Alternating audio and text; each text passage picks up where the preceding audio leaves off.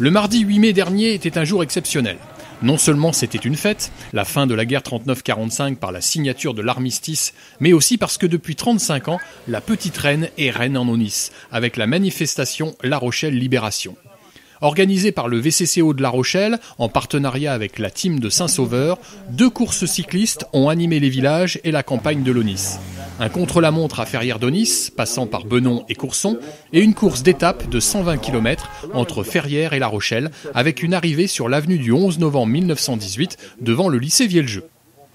Au contre-la-montre, ce sont Damien Wild, du SA Mérignac, et Antonin Corvézier, du VCCO, qui s'imposent. Le premier prend le maillot jaune, et le troisième, le maillot blanc, avec respectivement, pour le premier, 15 minutes 44 et 40 centièmes, et le second, 16 minutes 26 et 78 centièmes.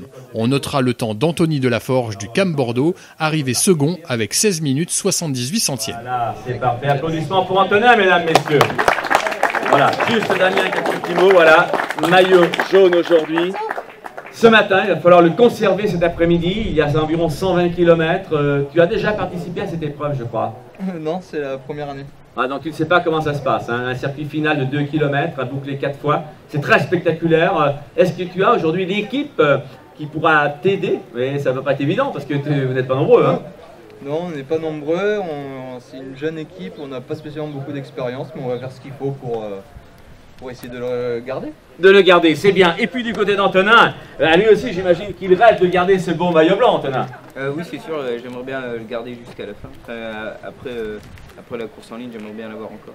Alors toi, Antonin, il y a quelques années de cela, quand les grands, on disait, étaient sur La Rochelle Libération, toi on te voyait pour les écoles de vélo sur le circuit, l'avenue de Onze-Novembre. Tu as participé à ces écoles de vélo, non? Oui, c'est sûr, ouais. Ça me faisait toujours rêver la course des grands. Et là maintenant, c'est à mon tour et j'espère faire une bonne course cet après-midi. Ben voilà, le rêve devient réalité. Vous les applaudissez très fort. Damien Wild, Antonin Corvézier. Tu veux dire quelque chose peut-être pour les acteurs aujourd'hui, hein? Sous le regard des autres coureurs, d'anciens combattants et de quelques officiels, les 2 maillots ont déposé une gerbe devant le mémorial de la Poche de La Rochelle à Saint-Sauveur-d'Aunis avant de prendre le départ de l'étape Ferrières-La Rochelle, une course de 120 km. Après l'orage et la pluie en début d'étape et le vent sur le parcours, les coureurs entament les 4 derniers tours de course sur l'avenue du 11 novembre 1918 et le maillot blanc aura porté chance à Antonin Corvézier du VCCO puisqu'il termine premier de l'étape en 2h52 minutes et 18 centièmes. Aujourd'hui, tu sors avec Cyril Deljaillère, vous êtes 2, tous les autres sont lancés à vive allure derrière. Est-ce qu'à ce moment-là, à un tour d'arrivée, à 2 tours, tu te dis c'est jouable ou est-ce que tu te poses encore des questions? Je me posais plus de questions, je voulais reprendre du temps pour le classement général, pour essayer de monter sur le podium. Et du coup, je me suis dit, je donne tout jusqu'à la ligne, on verra bien comment ça va finir. Alors c'est vrai que, est-ce que la piste, parce que tu pratiques la piste, hein, est-ce que ça t'aide dans le final des différentes épreuves auxquelles tu participes, le placement, peut-être l'attaque, surtout la course au point, c'est très tactique tout ça.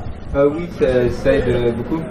Quand faut savoir gérer les efforts quand on est 2 ou 3, ça aide à mieux gérer et à tourner les jambes.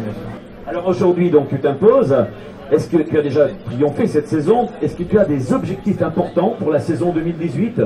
Il y aura les championnats de France cet été à Plougastel, où au chrono, je vais essayer de faire une bonne perf et de la course en ligne aussi. Ben, c'est bien. On te souhaite tout le meilleur, bien évidemment. Vous l'applaudissez. Antonin Corvézier, mesdames et messieurs. Daniel, président du VCCO, il a quelle impression sur cette course? Quand on termine comme ça et que tout s'est bien passé, une très bonne impression, quoi. On est content de la journée et avec des beaux vainqueurs, avec une course très intéressante, quoi. Ça a été difficile à organiser cette année ou pas?